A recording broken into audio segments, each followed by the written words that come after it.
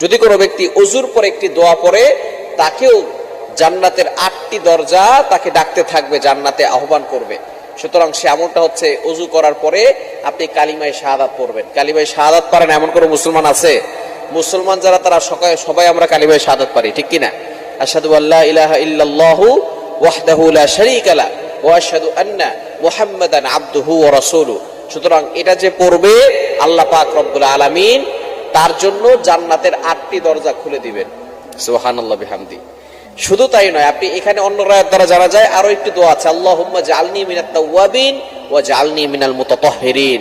আপনি এই দোয়াটা পড়ে নেবেন, কালিমায়ে শাহাদাত পড়বেন আর এই দোয়াটা পড়বেন, আল্লাহুম্মা জাআলনি মিনাত তাওয়াবিন ওয়া জাআলনি মিনাল মুতাতাহহিরিন।